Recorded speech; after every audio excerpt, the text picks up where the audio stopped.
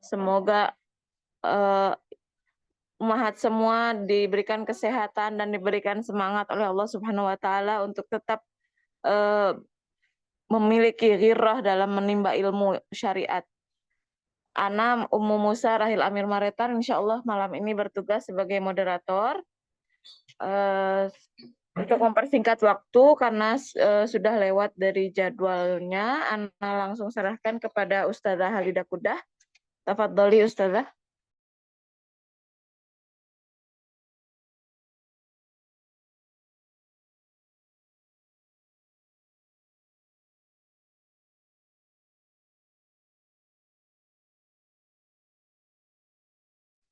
Bismillahirrahmanirrahim. Assalamualaikum warahmatullahi wabarakatuh. Alhamdulillahi rabbil alamin. Wassalatu wassalamu ala rasulillah wa ala alihi wa ashabihi ajma'in. Amma ba'd.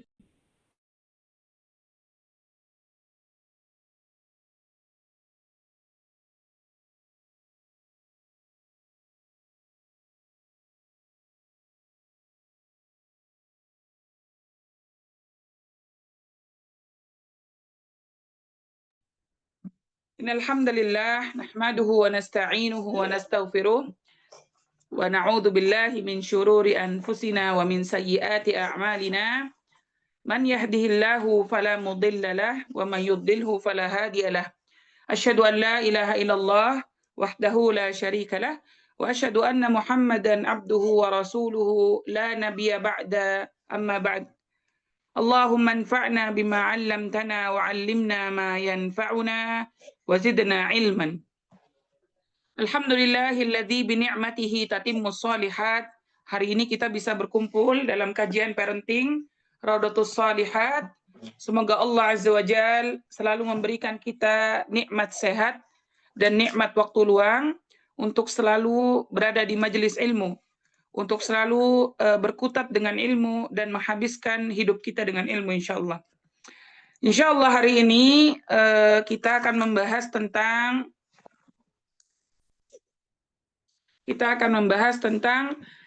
lanjutan dari buku Konsep Indah Rumah Tangga Sunnah, ya.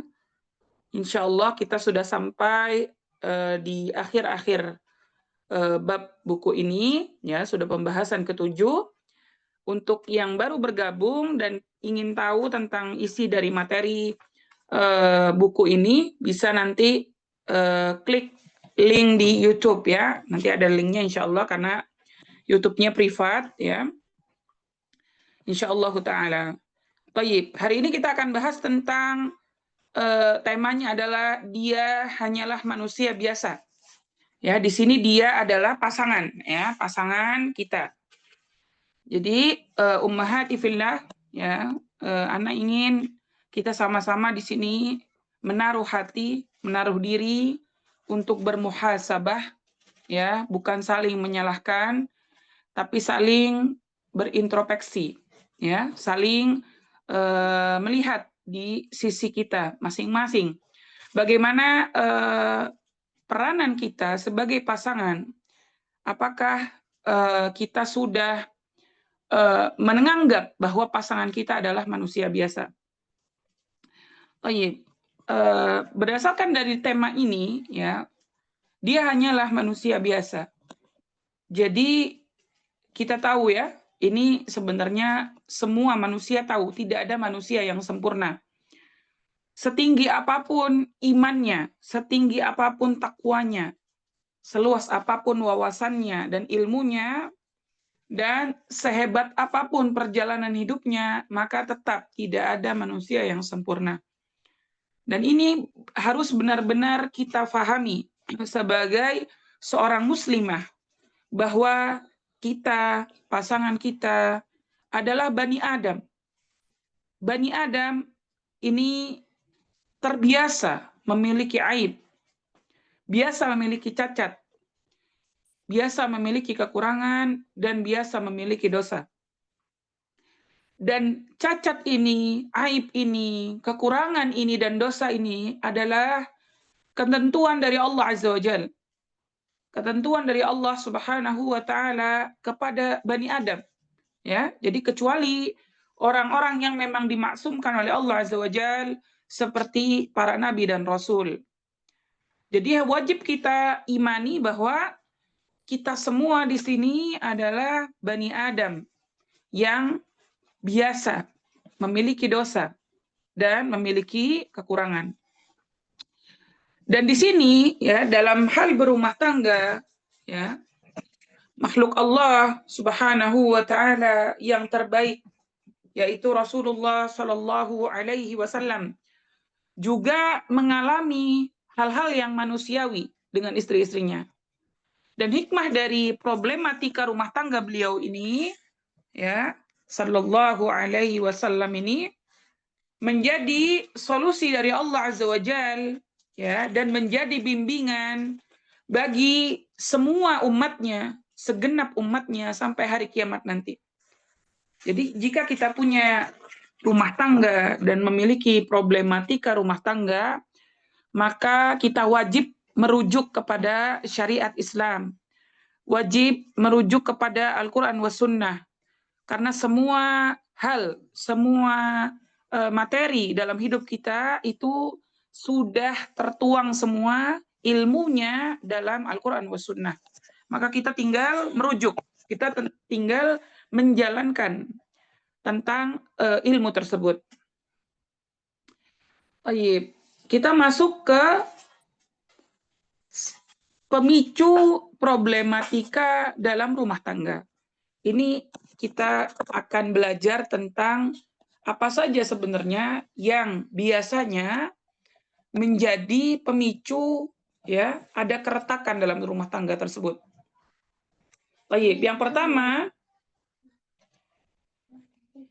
di antaranya adalah yang pertama ekspektasi kita yang sangat tinggi kepada pasangan hidup. Ya. Jadi yang pertama adalah ekspektasi kita yang sangat tinggi terhadap pasangan hidup. Contoh, waktu kita dulu masih single, ummahati fillah, mungkin kita menulis atau bahkan membuat CV pria idaman, ya, suami idaman, apapun itu.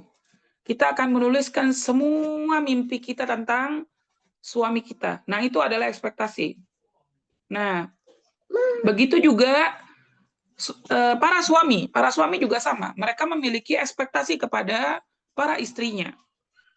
Nah, di sini ekspektasi yang tinggi, yang sangat tinggi atau bahkan tidak masuk akal. Nah, ini yang membuat problem dalam rumah tangga yang pertama. Jadi kadang seorang perempuan itu mendambakan pendamping hidup yang agamanya khair, fisiknya khair, kemudian dia punya dunia yang khair. Jadi tiga-tiganya. Kemudian setelah pernikahan itu berjalan, ya, maka mulai muncul kekurangan dari pasangan kita ini. Mungkin dari fisiknya, atau mungkin dari agamanya, masih banyak yang butuh dipelajari, kemudian dari akhlaknya, ya, kemudian dari hartanya. Nah, ini biasanya akan membuat seseorang kecewa karena terlalu berekspektasi tinggi. Jadi akibat dari ekspektasi yang tinggi ini, ya, karena sudah merasa kecewa, maka rasa cinta itu akan mulai pudar. Rasa sayang, rasa kasih kepada pasangan itu akan mulai pudar. Nah, akhirnya rumah tangga mulai goyah. Kemudian hati tidak tabah dalam menghadapi sebuah realita dari hidup kita bahwa setiap hal ada ujian dan ini dianggap sebagai musibah. Akhirnya dia kecewa kepada pasangannya. Akhirnya dia tidak menghormati lagi pasangannya, seperti itu. Ini awal yang membuat keretakan dari rumah tangga.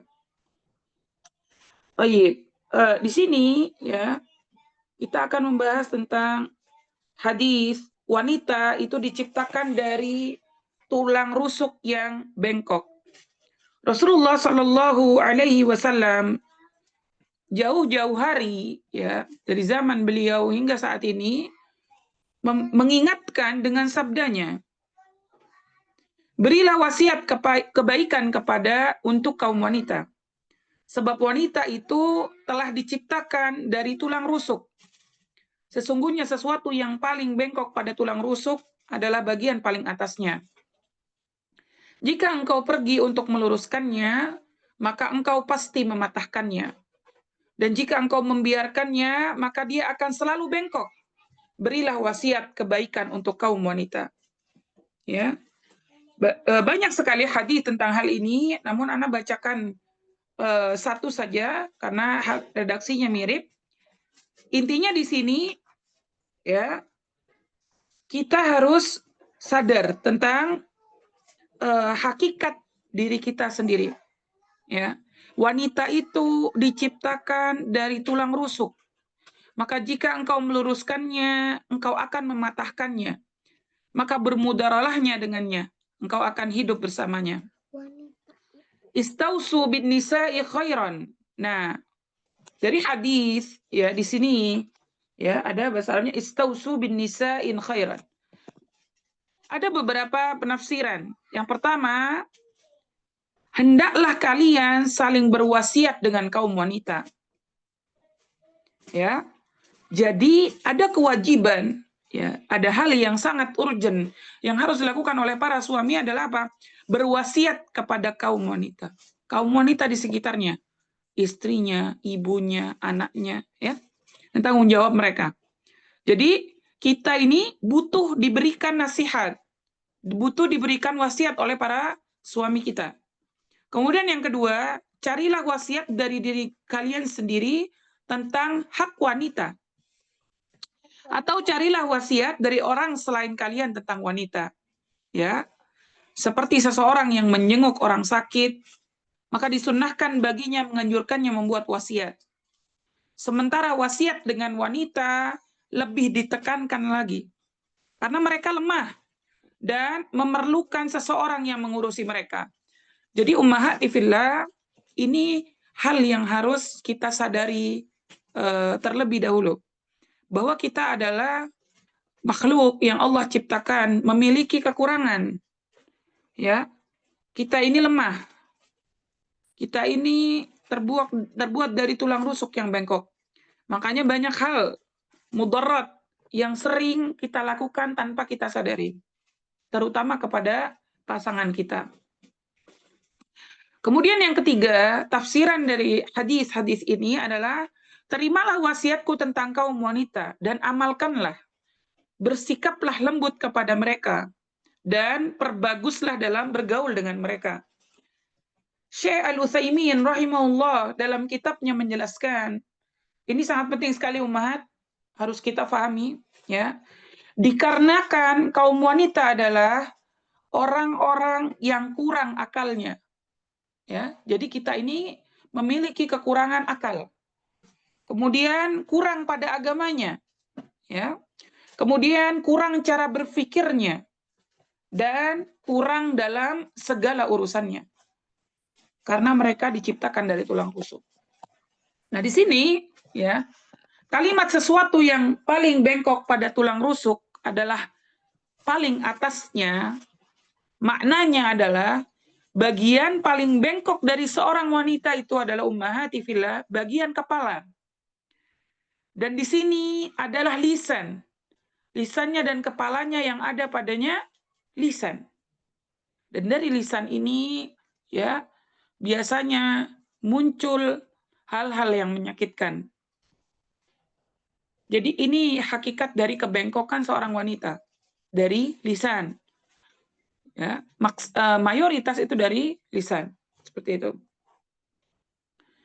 Kemudian, faedah lagi yang bisa disebutkan di sini adalah wanita itu diciptakan dari tulang rusuk yang bengkok, maka janganlah mengingkari kebengkokannya. Jadi para suami harus ngerti kalau istrinya itu memang tulang rusuk yang bengkok. Jadi kalau misalkan mereka berbuat salah, itu adalah memang tabiat mereka. Tugas suami adalah meluruskan dan menasihati.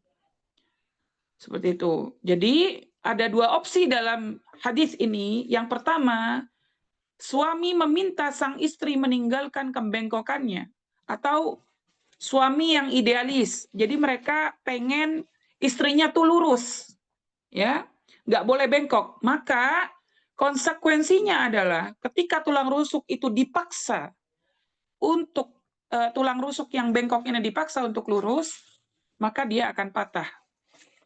Dan patahnya di sini adalah perceraian, ya, sebagaimana diriwayatkan dalam riwayat Muslim. Kemudian yang kedua, opsinya adalah suami membiarkan istrinya dalam kondisinya. Maka konsekuensinya adalah sang istri akan terus bengkok dan bahkan akan semakin bengkok. Kalaupun suami bersenang-senang dengan istrinya masih bisa, namun pada sang istri tetap ada bengkoknya. Jadi ini dua opsi yang ada konsekuensi masing-masingnya. Yang pertama, jika dipaksa diluruskan, maka dia akan patah. Tapi kalau misalkan dibiarkan, ya, ini yang kebanyakan dilakukan oleh para suami, membiarkan istrinya bengkok, maka dia akan semakin bengkok. Seperti itu. Kemudian dalam riwayat ini ada kalimat, dia tidak akan istiqomah di atas satu cara. Jadi maknanya, ummahati fillah, ya, jika seorang suami menghendaki istri itu selalu istiqomah, berbuat ihsan, maka ini mustahil. Ya, dia tidak akan pernah mendapatkan istri yang selalu istiqomah. Karena tidak mungkin. Karena istri itu sangat mudah sekali untuk tergelincir. Makanya dia butuh diurus, dirawat oleh suami dari sisi tarbiyah. Seperti itu. Misalkan ada wanita yang secara agama dia mungkin istiqomah, ya. Dia menjalankan syariat Allah dengan khair, dengan baik. Tapi dia pasti tidak bisa istiqomah dalam sisi tabiat. Pasti ada tabiat yang kurang disukai. Nah, ini wanita. Jadi tidak bisa sempurna dari agamanya, dari akhlaknya, dari perilakunya. Semuanya istiqomah itu tidak mungkin.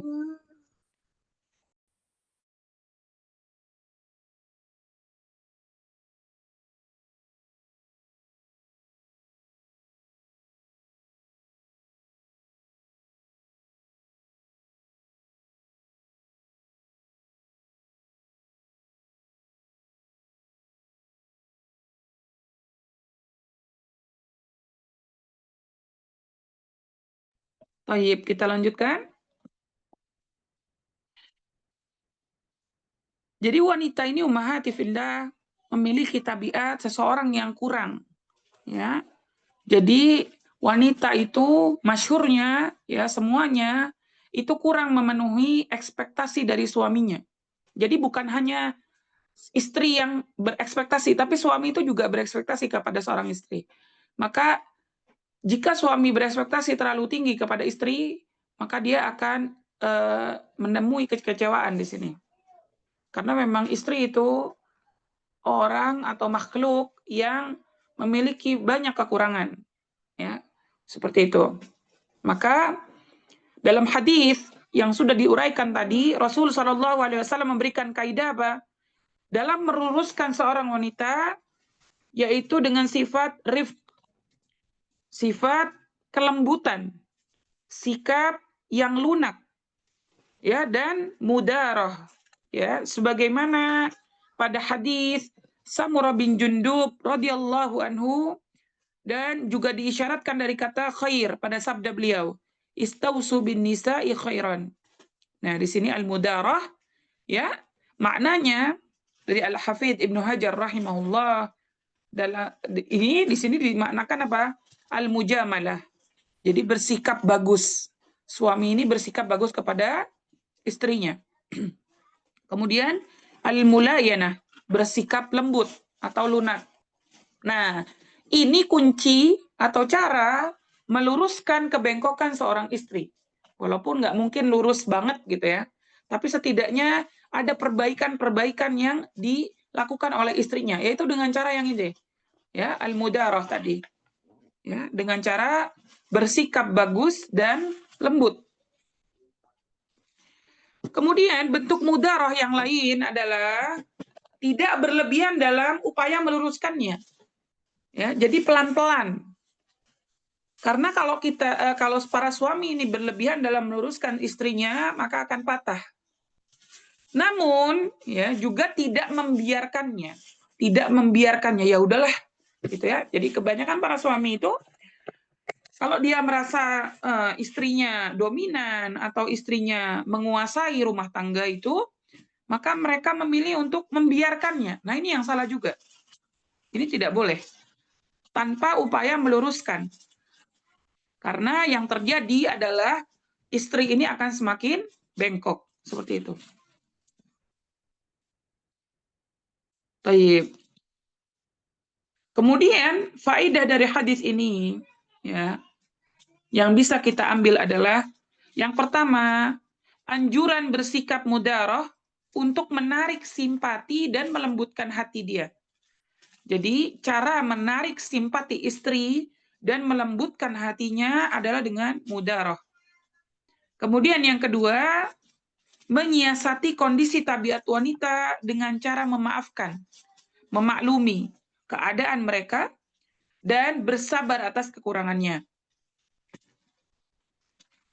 Kemudian yang ketiga, siapa saja yang ingin para wanita harus lurus, maka ini akan tidak mungkin, ya. Jadi kalau misalnya pengen wanita itu lurus, harus lurus, maka dia tidak mungkin mencapai hal tersebut. Maka yang harus dilakukan apa? Mengambil manfaat dari wanita tersebut dengan kebengkokan dia. Karena seorang laki-laki itu hakikatnya adalah membutuhkan seorang wanita, seorang istri, yang dengan istri tersebut dia mendapatkan ketenangan, sakinah, dan membantu dia dalam hidupnya. Kemudian dia bisa bersenang-senang dengan istrinya, karena istri tetap tidak akan pernah sempurna. Dan suami harus bersikap sabar atas kekurangan istrinya tersebut. Kemudian bersikap mulatafah, lembut dan lunak terhadap istri. Kemudian yang kelima, berbuat baik kepada istri. Yang keenam, bersabar atas kebengkokan pada akhlaknya. Kemudian yang ketujuh, menanggung kelemahan akalnya. Kemudian yang kedelapan, dimakruhkan menceraikan istri tanpa sebab.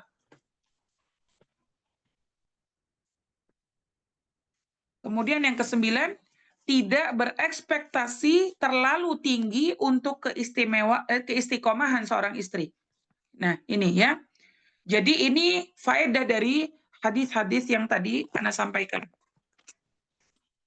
Baik. Kemudian ya,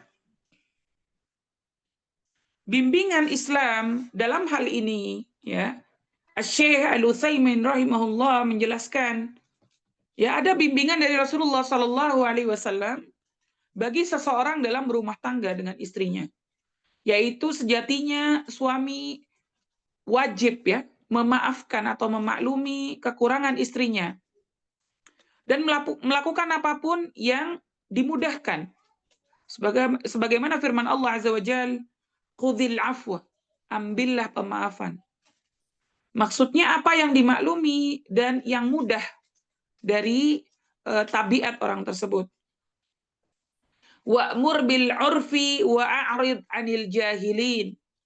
Dan suruhlah orang yang mengerjakan yang ma'ruf dan berpalinglah dari orang-orang yang bodoh. Ya. Jadi nggak mungkin ummahati fillah seorang suami itu mendapati istrinya bagaimanapun kondisi bagusnya selamat dari aib, 100% itu nggak mungkin. Atau sesuai dengan ekspektasi suaminya, 100% itu nggak mungkin. Maka Seperti bimbingan Rasulullah Shallallahu Alaihi Wasallam, bersenang-senanglah bersamanya dengan kebengkokan yang ada padanya. Ya, jadi benar-benar menerima apa adanya tentang istri ini. Dan yang wajib juga diimani adalah apa? Jika kita tidak menyukai satu perangai darinya, maka engkau pasti meridhoi perangai lain darinya. Maka hadapilah perangai yang engkau tidak sukai dengan melihat perangai lain yang engkau sukai. Allah Subhanahu wa taala berfirman, "Fa in karihtumuhunna fa'asa an takrahu syai'a wa yaj'alallahu fihi khairan katsira." Kemudian jika kamu tidak menyukai mereka, maka bersabarlah, ya. Jadi Allah Azza wa Jalla mewasiatkan kepada para suami untuk bersabar menghadapi para istri. Karena mungkin kamu tidak menyukai sesuatu, padahal Allah menjadikan padanya kebaikan yang banyak. Dalam surah An-Nisa ayat 19. Jadi dari ekspektasi tadi, ummahati fillah, dari apa yang sudah kita dengarkan tadi, yang sudah sampaikan tadi, ini juga berlaku dari istri kepada suami, ya. Karena kita semua nih perempuan, ya. Jadi kita sebagai seorang istri juga sama. Jangan berekspektasi terlalu tinggi kepada pasangan kita. Selama dia menjalankan syariat Allah dengan khair, ya, kemudian dia berlaku khair dengan anak dan istri, maka kita sebagai istri juga wajib menerima kekurangan suami. Wajib, ya. Tidak ada manusia yang sempurna. Suami kita juga manusia. Ya, kullu bani Adam khata'. Ya, jadi kalau misalkan kita ingin diterima oleh suami, semua kekurangan kita, semua apa yang kita jadikan masalah dalam hidup kita diterima semua sama suami, maka kita wajib bersyukur. Yang pertama, walhamdulillah, kita sudah diberikan kelebihan kekurangan yang bisa diterima oleh pasangan kita.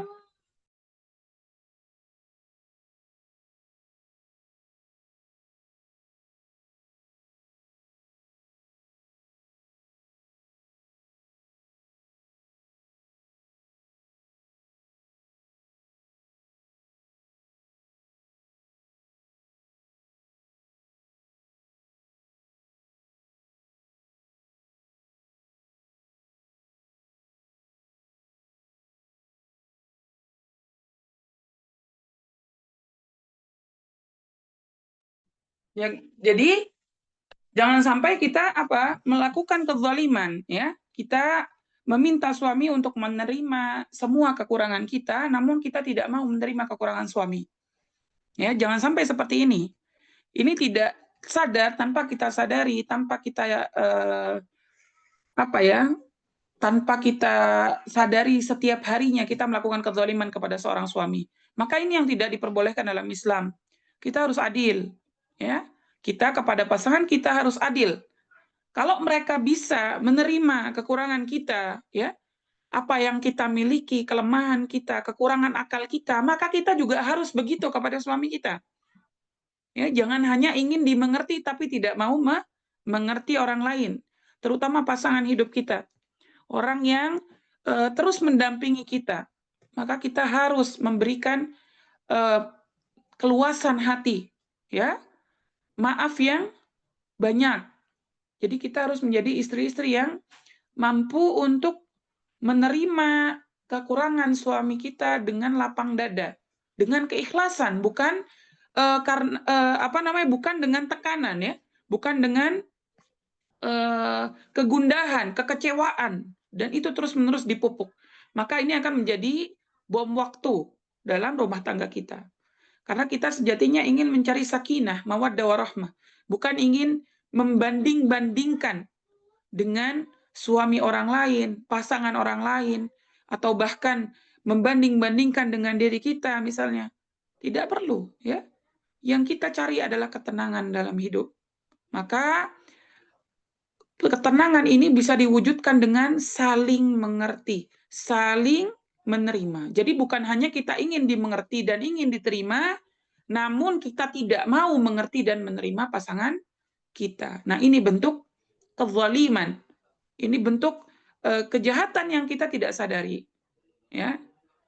Dan yang perlu digarisbawahi ummahati fillah, pasangan kita memiliki Rabb, mereka memiliki Allah Azza wa Jal, dan Allah akan terus mengawasi, ya, akan terus menghukumi orang-orang yang apa? Berlaku zalim, termasuk pasangannya. Waliyadu billah.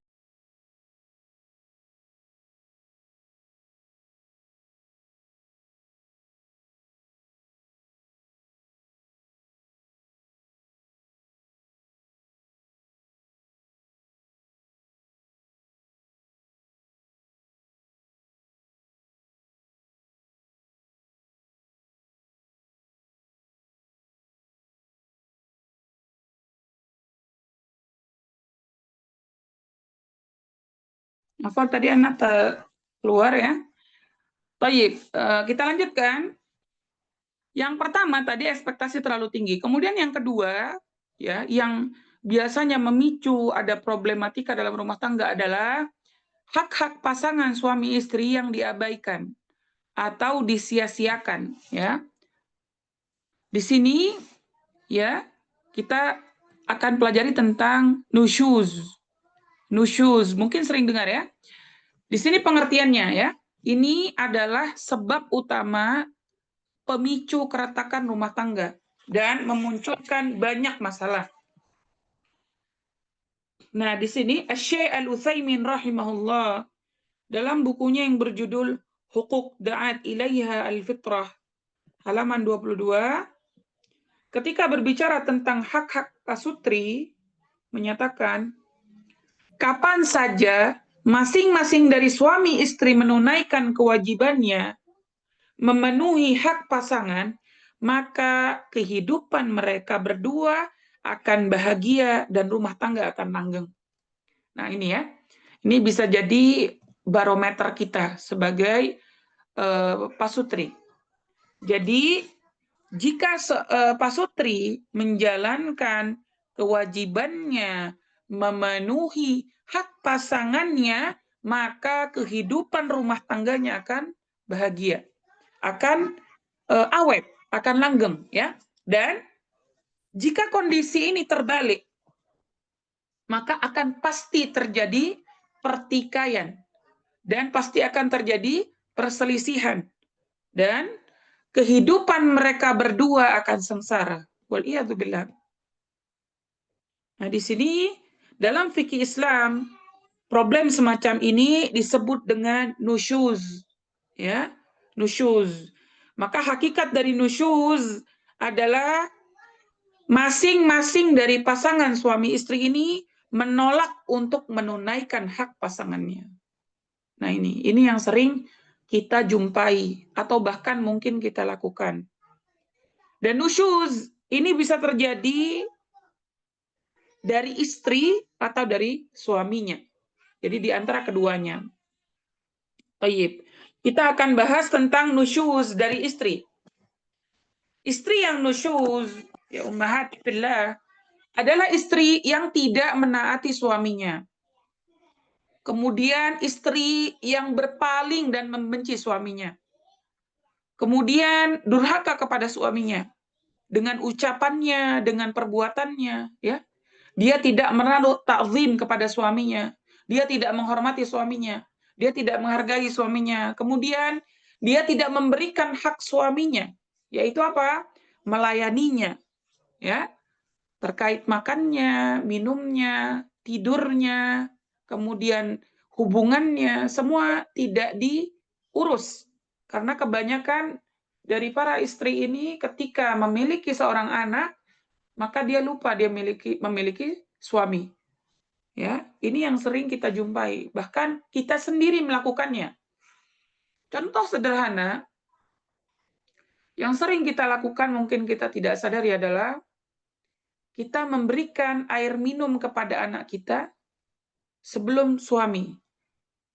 atau kita melayani makanan anak kita sebelum suami. Ini hal sepele sebenarnya, cuman ini bisa kita lihat bahwa kita kurang menghormati suami kita. Ya. Jadi mungkin terlihat suami itu ridho ummahati fillah. Namun kita tidak tahu apakah dia ridho setiap hari diperlakukan seperti ini. Ini yang harus kita muhasabah, ya. Kadang kita bangun dari tidur kita, yang kita pikirin kebutuhan sehari-hari itu adalah anak. Rumah tangga itu gimana? Anaknya gimana? Jadi dia lupa memenuhi apa? Hak suaminya. Apa yang diinginkan suaminya hari ini?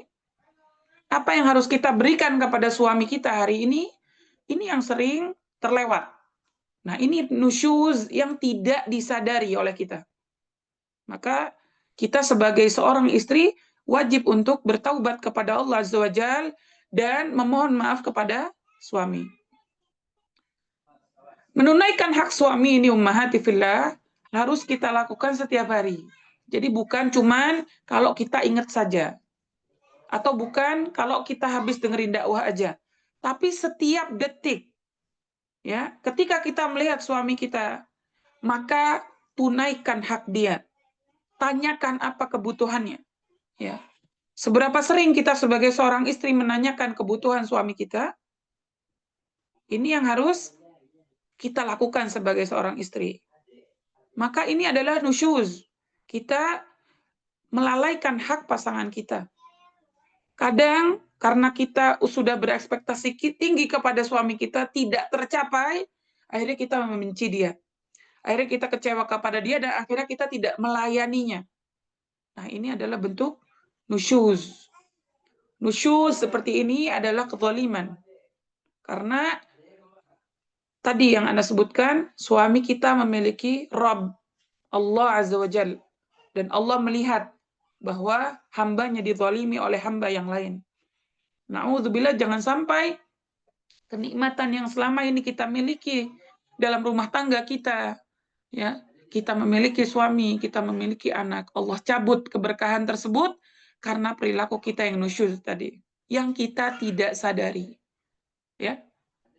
Jadi ini sangat penting sekali ummahati fillah, harus kita renungi bagaimana perilaku kita kepada suami kita, karena sebagian besar masalah dalam rumah tangga, baik itu ekonomi, apapun itu berawal dari nusyuz, dari kelalaian kita menunaikan hak pasangan kita.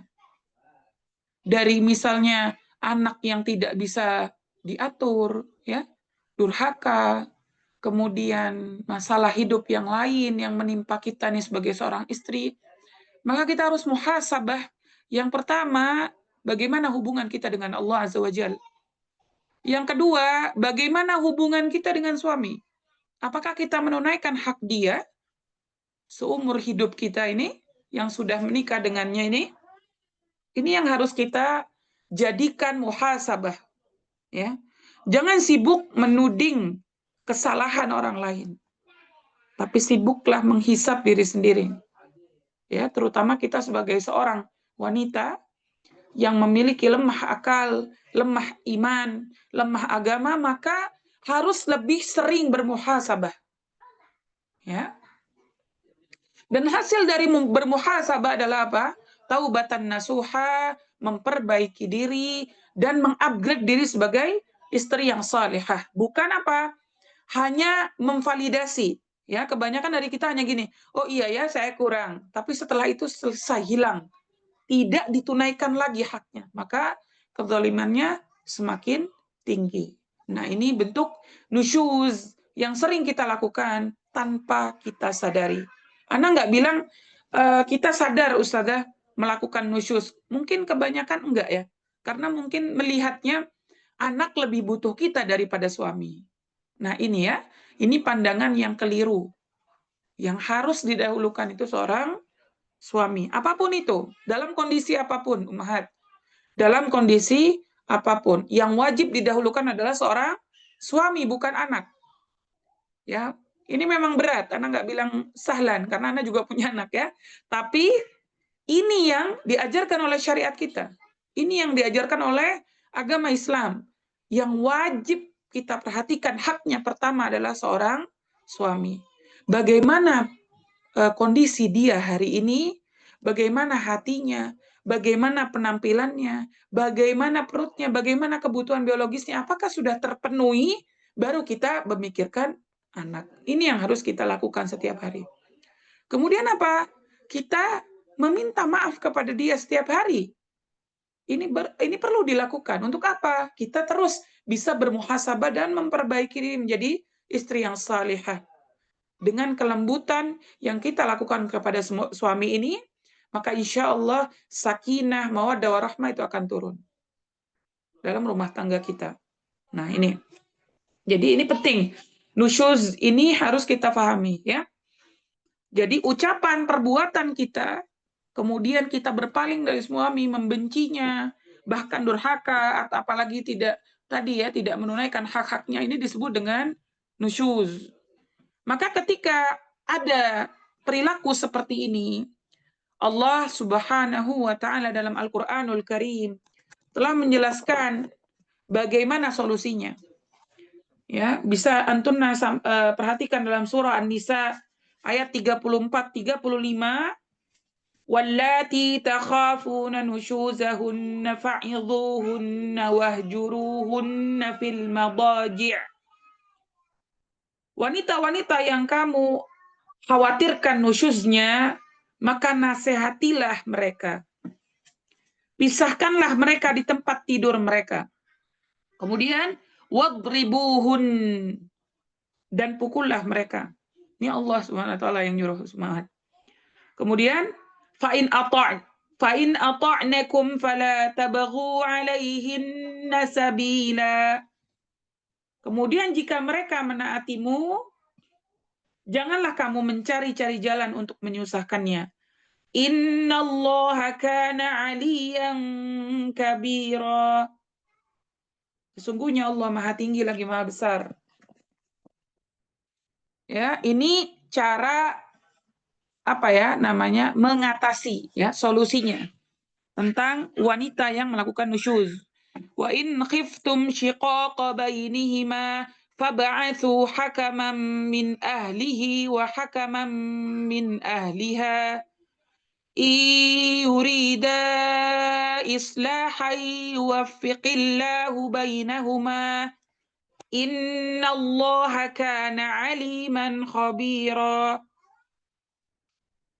Dan jika kamu khawatirkan ada persengketaan di antara keduanya, maka kirimkanlah seorang hakam dari keluarga laki-laki dan seorang hakam dari keluarga perempuan. Jika keduanya bermaksud mengadakan perbaikan atau damai, niscaya Allah memberi taufik kepada keduanya. Sesungguhnya Allah Maha mengetahui lagi Maha mengenal perkara batin dan tersembunyi. Dalam surah An-Nisa ayat 34-35. Dan dalam ayat ini Allah Subhanahu wa taala memberikan bimbingan kepada para suami menangani istri yang nusyuz, ya, karena memang benar-benar ummahati fillah ini harus dilakukan oleh para suami. Karena nusyuz ini adalah bentuk kezaliman, maka harus nahi mungkar, harus diperingati, ya. Dan harus dicegah perilaku seperti ini. Proses penanganannya dimulai ketika suami melihat ada gejala-gejala nusyuz dari istrinya. Yang pertama, jadi ada 3 tahapan. Kalau kita melihat dari ayat ini, ada 3 tahapan yang harus dilakukan. Yang pertama adalah al-mau'izah, yakni memberi pengarahan dengan lisan secara baik dan lemah lembut. Nah ini, jadi harus dinasehati, al-mau'izah. Poin-poinnya yang harus disampaikan kepada istri adalah yang pertama, suami harus menyampaikan tentang apa? Meningkatkan perkara kebaikan yang bisa meluluhkan hati. Jadi meningkatkan perilaku-perilaku yang baik terhadap istri ini untuk apa? Meluluhkan hatinya, agar dia tidak keras hatinya. Kemudian yang kedua, setelah luluh dengan kebaikan-kebaikan suami ini, maka setelah luluh dilakukan apa? Menjelaskan hukum Islam. Ini yang harus disampaikan oleh suami. Hukum Islam tentang kewajiban ta'ah, taat kepada suami, dan larangan untuk apa? Durhaka kepada suami. Ini harus disampaikan oleh suami kepada istri yang nusyuz. Kemudian yang ketiga, mengingatkan apa? Pahala yang besar yang menanti ya jika kita melakukan kebaikan kepada suami. Nah, ini bentuk targhib ya, mengingatkan pahala yang besar. Jannatul firdausil a'la, ketika kita apa? Benar-benar berbakti kepada suami kita. Dan kita bermudah-mudahan untuk apa? Masuk ke dalam surga Allah Azza wa Jalla dengan pintu yang mana saja. Kemudian yang keempat yang harus disampaikan al-mau'izah dari suami kepada istri, mengingatkan dosa. Jadi bukan cuma menyampaikan surga, tapi apa? Mengingatkan dosa dan hukuman Allah ya atas istri yang durhaka kepada suaminya, tarhib. Jadi jika istri ini sadar ketika dinasehati suami, disampaikan hal-hal ini, maka ini yang diharapkan oleh para suami. Dan suami harus maksimal dalam apa? Melakukan hal ini dengan cara yang syar'i, dengan cara yang mubah. Maka ini harus dilakukan sampai maksimal. Nah, jika istri tetap enggan, tetap membangkang kepada suaminya, tetap durhaka kepada suaminya, maka masuk kepada cara yang kedua. Al-hajru fil madaji'. Yakni apa? Memboikotnya di ranjang. Ya, bisa dalam bentuk apa? Yang pertama, memberi punggung atau memalingkan wajah. Jadi tidur itu tidak melihat kepada wajah istri. Kemudian yang kedua, tidak mengumpulinya sesuai kondisi. Kemudian yang ketiga, tidak berbicara dengannya. Ini termasuk hajar. Kemudian yang keempat, pisah ranjang namun masih di dalam rumah. Nah ini ummahati fillah. Jika sampai suami melakukan hal ini, maka segeralah kita bermuhasabah. Segeralah kita sadar bahwa kita sudah melampaui batas seperti itu. Nah, pemboikotan ini harus dilakukan di dalam rumah. Ya. Nah, ini adalah hak seorang istri yang harus diperhatikan oleh suami. Dari Muawiyah bin Haida al-Kushairi radhiyallahu anhu berkata, "Wahai Rasulullah sallallahu alaihi wasallam, apa hak-hak istri kita?"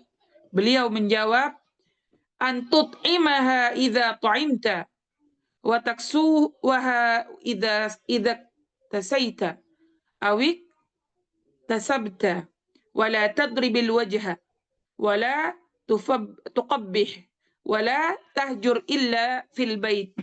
Engkau memberinya makan jika engkau makan, memberinya pakaian jika engkau mengenakan pakaian, janganlah engkau memukul wajah, jangan mendoakan keburukan, dan janganlah memboikot kecuali di dalam rumah. Ini hak kita sebagai seorang istri.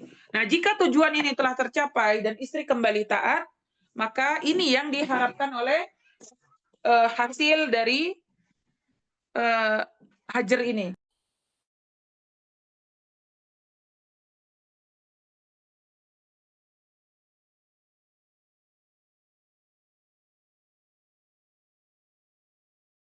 Kemudian, jika tidak tercapai ummahati fillah, istri ini tetap membangkang kepada suami, malah makin menjadi ya, setelah dilakukan hajar tadi, maka baru ad-darb. Ya, ad-darb yaitu apa? Memukul istri. Nah, di sini yang harus diperhatikan adalah yang pertama, kita tidak boleh dipukul di bagian wajah. Ya.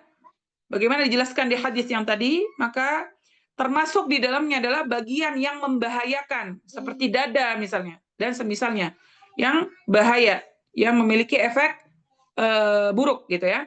Kemudian yang kedua, memukul dengan pukulan yang tidak melukai. Ya, ghairu mubarrih. Ya, sebagaimana dinaskan Rasulullah sallallahu alaihi wasallam, ya, di sini pukulan yang tidak membekas. Jadi para fuqaha berkata pukulan yang tidak sampai mematahkan anggota tubuh dan tidak berbekas. Ini yang dimaksud dari ad-darb, ya, memukul.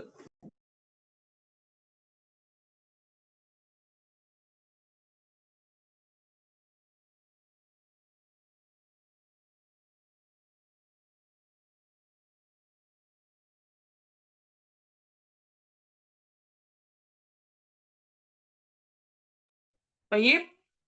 Di sini jika telah dilakukan ad-dhar, kemudian istri menaati suaminya, nurut, ya, kembali lagi kepada fitrahnya sebagai seorang istri yang salihah, maka tidak ada alasan lagi untuk menghukumnya. Kemudian tidak boleh lagi memboikotnya, tidak boleh memukulnya atau mengungkit kejadian-kejadian yang sudah terjadi, atau mencari kesalahan atau aib seorang istrinya. Maka ini tidak boleh dilakukan. Ya, ummahati fillah, ini 3 tahapan ya yang bisa dilakukan ya oleh suami kepada istri yang nusyuz. Allah Subhanahu wa taala mengancam suami yang semena-mena dan berbuat zalim kepada istrinya tanpa sebab pada firman-Nya, innallaha kana 'aliyan kabira. Sesungguhnya Allah Maha tinggi lagi Maha besar. Abu Sulaiman Ad-Dimashqi rahimahullah berkata, janganlah kalian semena-mena terhadap istri-istri kalian, sebab Allah akan membela hak mereka dari kezaliman kalian. Seperti itu ya. Jadi ini 3 cara bagaimana menangani nusyuz ya yang dilakukan oleh istri. Kemudian ya, jika khawatir terjadi pertikaian atau persengketaan tadi, ya, dikhawatirkan ya, jika terjadi pertikaian antara pasangan suami istri karena keduanya nusyuz atau sebab yang lain, maka langkah yang diambil adalah apa? Pertemuan wakil dari kedua belah pihak. Jadi ini kalau semua tahap sudah dilakukan, maka tahap selanjutnya adalah hakam, ya.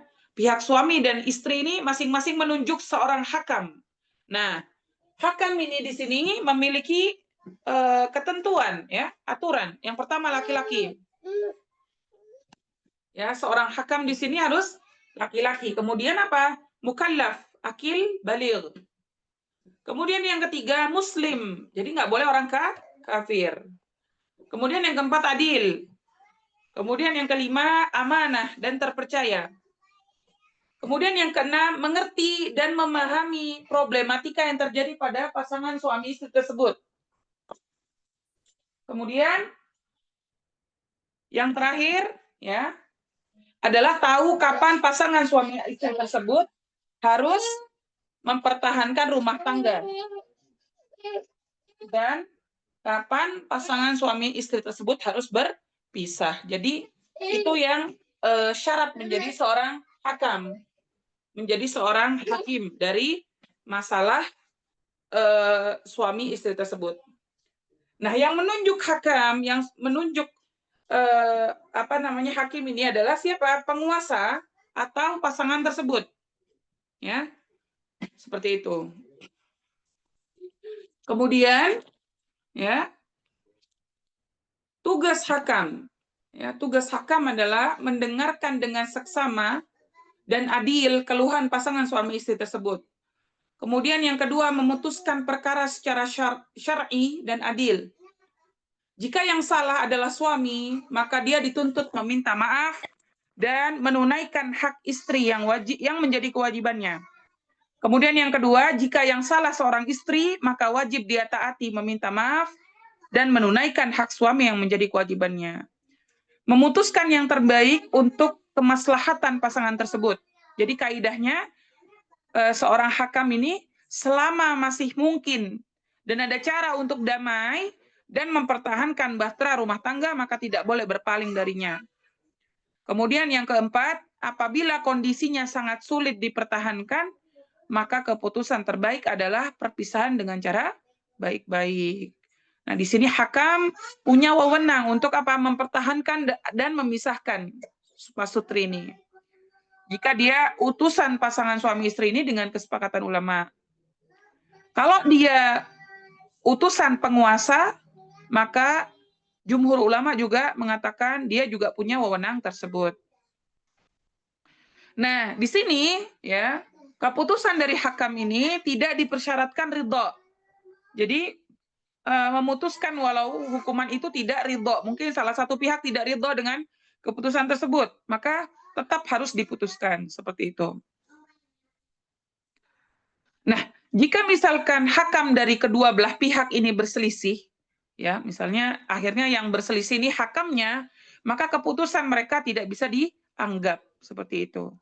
Dan penentu terakhir dari semua persoalan rumah tangga dan juga yang lainnya adalah penguasa. Allah Subhanahu wa taala berfirman, ya, wa ini imra'atun khafat min ba'liha nusyuzan aw i'rada fala junaha 'alaihima ay yusliha bainahuma sulha was-sulhu khair. Dan jika seorang wanita khawatir akan nusyuz atau sikap tidak acuh dari suaminya, maka tidak mengapa bagi keduanya mengadakan perdamaian yang sebenar-benarnya. Dan perdamaian itu lebih baik bagi mereka. Ya, itu materi kita hari ini insyaallah, ya, kita akan lanjutkan. Bismillah taala, mudah-mudahan kita bisa ketemu di pekan depan bismillah taala untuk melanjutkan tentang nusyuz dari suami. Ya, tadi nusyuz dari istri, sekarang nusyuz dari suami. Insyaallah kita ketemu di pekan depan bismillah taala. Hadza wallahu a'lam bisawab. Ana kembalikan kepada ukhti Ummu Musa. Tafadhali.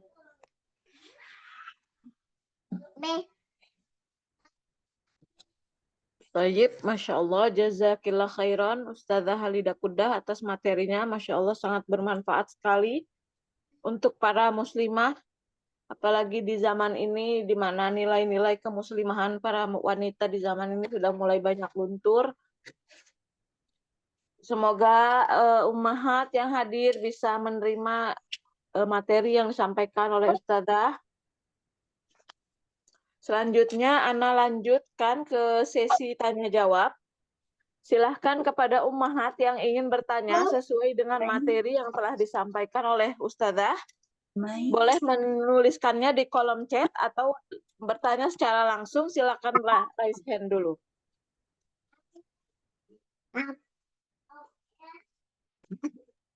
Baik, sudah mulai masuk pertanyaan dari kolom chat. Ana bacakan, bismillah.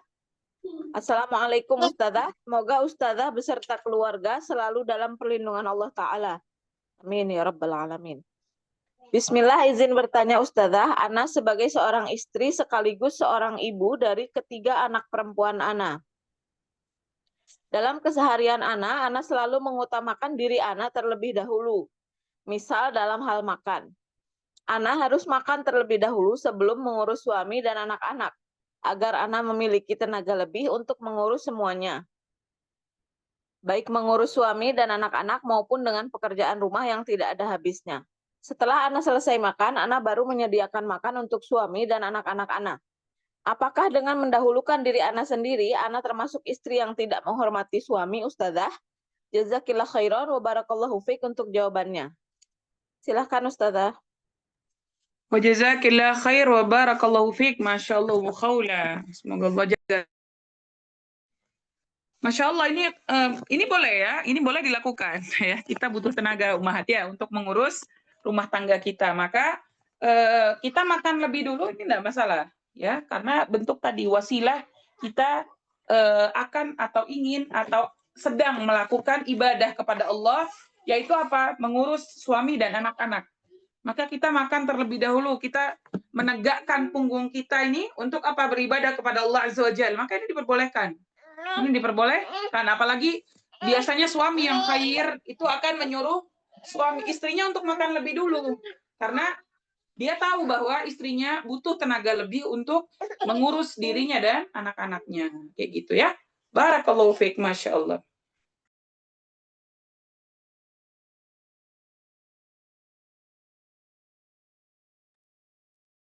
Baik. Semoga terjawab Ummu Khawla. Selanjutnya, ummahat yang mau bertanya silahkan boleh raise hand untuk bertanya secara langsung kepada Ustazah. Ya, ada Ummu Afiyah, silahkan open mic-nya Ummu Afiyah. Bismillah, Assalamualaikum warahmatullahi wabarakatuh. Waalaikumsalam warahmatullahi wabarakatuh. Hayyakillah. Alhamdulillah, semoga Allah menjaga Ustazah selalu. Jazakumullah khairan kasiran, Ana ucapkan untuk materinya tadi Afwan, Ana sedikit terlambat ketika memasuki ruang tadi. Ana ingin menanyakan begini Ustazah. Ana belum bersuami, tapi Ana menangkap materi yang disampaikan sama Ustazah itu ketika meluruskan wanita itu tidak bisa dengan paksaan ya.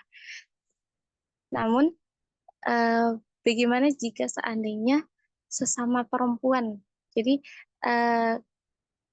kita seperti memberi nasihat, namun ketika nasihat itu disampaikan kepada orang yang kita tuju, itu yang dia rasakan bukan seperti nasihat, tapi lebih seperti memaksa untuk langsung lurus begitu.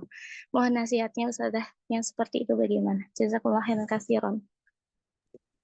Jazakillah khairan wa barakallahu fiik, masyaallah Ummu Afiyah. Baik, bagaimana dengan sesama wanita? Kebetulan kita bahasnya pasangan suami istri ya. Baik, bagaimana dengan sesama wanita? Baik. Nah, ini ya yang butuh difahami kita sebagai sesama wanita ya. Kalau bahasa sekarang tuh julid ya. Jadi cara menyampaikannya itu kasar gitu ya. Jadi cara menyampaikan mungkin kita ingin menasehati, mungkin niatnya baik, niatnya khair, tapi caranya qabih gitu ya, caranya buruk. Bagaimana solusinya? Maka kita sebagai yang dinasehati, misalnya dinasehati ya kita ya, kita dengerin nih sampai selesai. Setelah selesai kita bisa bilang sama dia, jazakillah khair, nanti sudah menasehati ana. Cuman apa namanya yang butuh mungkin kita sama-sama perbaiki adalah cara menasehati. Bisa disampaikan siapa namanya tadi? Ummu Afiyah. Jadi bisa disampaikan karena memang perempuan saat ini qadarullah wa ma syaa fa'al, akhiruz zaman. Perempuan yang di akhir zaman yang mereka sangat tidak bisa mengontrol lisan, sangat tidak bisa mengontrol perbuatan. Maka dengan semudahnya ya mereka dengan seenaknya gitu ya mencaci maki para wanita yang lain. Nah, ini apa yang harus kita lakukan solusinya? Nahi mungkar. Jangan sampai dia dibiarkan melakukan hal itu gitu. Walaupun mungkin apa yang disampaikan misalkan kebaikan tapi caranya tidak ma'ruf, misalnya kepada orang awam. Misal ada orang tidak berjilbab terus kemudian dia mencaci orang yang tidak berjilbab karena niatnya biar berjilbab. Nah, ini kesalahan. Ini kesalahan. Sedangkan dakwah itu harus dengan cara yang ma'ruf, dengan cara yang rahim, dengan cara yang akhlakul karimah. Jadi nggak bisa kalau misalkan disampaikan dengan cara yang seperti tadi, mencaci maki atau bahkan melecehkan atau bahkan merendahkan perempuan yang lain. Nah, ini harus segera diingatkan, dan butuh kita sadari ummahati fillah, semakin hari semakin kita memiliki perasaan gak enakan untuk apa? Menasehati perkara yang buruk. Kalau misalkan perkara yang baik, misalkan kita mengajak ke masjid, mengajak kajian, mengajak berpuasa, mengajak melakukan kebaikan, ketaatan yang lain, itu insya Allah lebih sahlan. Ya, karena apa? Tidak menyinggung tentang kesalahan orang lain. Namun di perkara keburukan, mayoritas dari kita itu berusaha untuk mencuci tangan kita. Tidak peduli. Ya, masyiti gitu. Terserah kamu gitu ya. Nah, ini nggak boleh. Ini bukan ajaran Islam, ya. Dan ini memang yang sengaja dibentuk oleh para Yahudi dan Nasara, ya, agar kaum muslimin itu meninggalkan tentang nahi mungkar. Jadi akhirnya kita membiarkan kesalahan dan kemaksiatan ada di sekitar kita. Maka tugas kita sebagai muslimah, sebagai mukminah, maka wajib bernahi mungkar dengan cara yang ma'ruf, dengan cara yang khair, bukan seenaknya ya. Nahi mungkar itu ada aturannya. Aturannya apa? Caranya baik. Satu. Yang kedua, perhatikan siapa yang mau kita tegur. Lakukan dengan cara yang khair. Tapi harus melakukan itu. Jadi bukan meninggalkan. Kebanyakan dari kita meninggalkan itu karena tidak pengen punya masalah. Ya, tidak ingin punya masalah sama orang. Ya. Ini salah. Kalau kita misalkan merasa tidak ingin punya masalah sama orang, ya kita jangan hidup di dunia. Ya. Di dunia ini isinya masalah semua. Maka kita harus lewati. Apapun itu. Termasuk apa? Yang tadi. Termasuk ketika melihat kemungkaran. Kemungkarannya tadi, menasehati dengan cara yang buruk. Maka ini butuh ditegur nih. Dengan apa? Cara yang khair. Makasih banyak, kita berterima kasih dulu nih dengan nasihatnya. Jazakumullah khairan atas apa yang sudah Anti sampaikan. Ana juga mau ngasih masukan ya sama Anti. Lain kali kalau nasihatin yang lain, caranya lebih baik ya. Gitu. Jadi memang harus digituin. Biar apa? Dia sadar bahwa semua itu Bani Adam. Dan dia juga Bani Adam. Dia punya kesalahan dan kekeliruan. Seperti itu ya. Ini penting sekali ummahati fillah untuk jadikan pegangan. Jangan sampai kita menjadi setan yang bisu ya. Jadi cuma mendoakan orang yang membuat salah. Ini kan setan yang bisu. Selemah-lemahnya iman ya. Maka kita kalau bisa bergerak dengan lisan, kalau kita masih punya lisan, Allah tidak memberi kita ujian bisu, maka sampaikan hak walaupun pahit. Seperti itu. Hadza wallahu a'lam bishawab. Barakallahu fiik. Ya, Tayyib, Masya Allah. Semoga terjawab Ummu Afiyah. Silahkan ummahat yang lain, masih adakah yang mau bertanya? Sebelum Ana tutup kajian kita malam hari ini. Masih ada kuota untuk 2 penanya lagi, tafadhalna.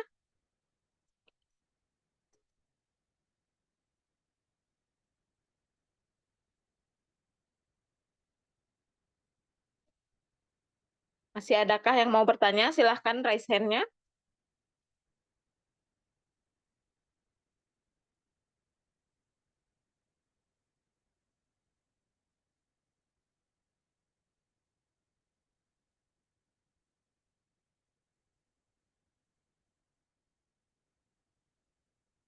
Tayyib, sepertinya sudah tidak ada yang mau bertanya lagi. Kalau begitu, mungkin ada tambahan sebagai penutup dari Ustadzah. Silahkan Ustadzah. Baik, alhamdulillahi rabbil alamin.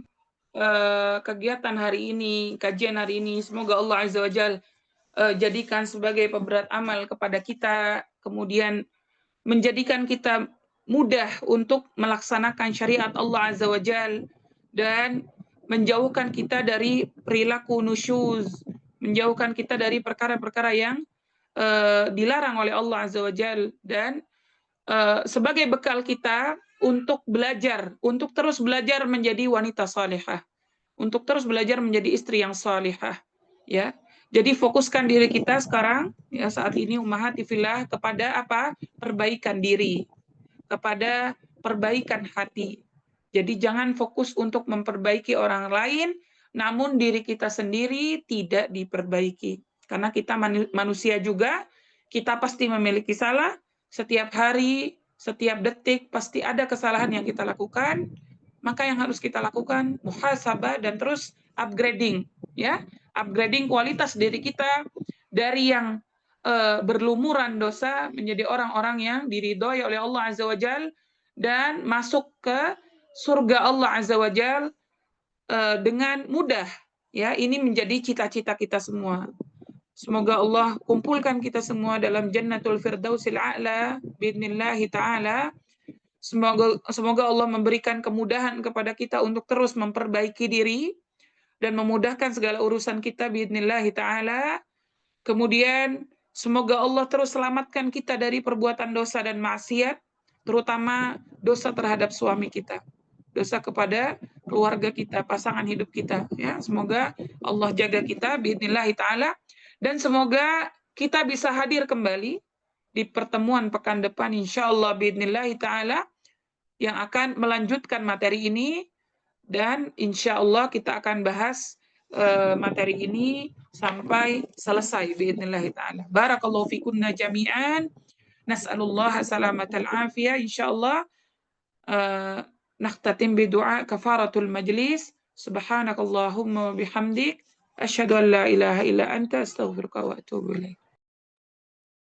Ya, Tayyib. Jazakillah khairan Ustadzah Halidah Kudah atas waktu dan materinya untuk kami semua. Semoga Allah membalas Ustadzah dengan pahala jariah yang tidak terputus insyaallah.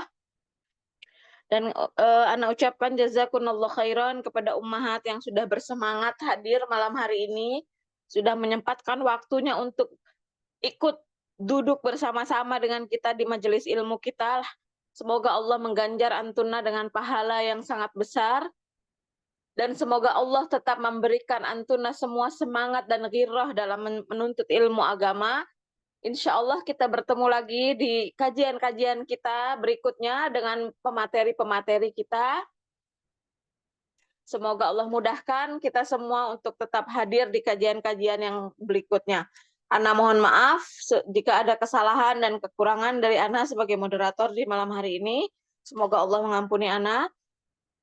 Ana tutup kajian malam hari ini dengan doa kafaratul majelis. Subhanakallahumma wa bihamdik. Asyhadu an la ilaha illa anta astaghfiruka wa atubu ilaih.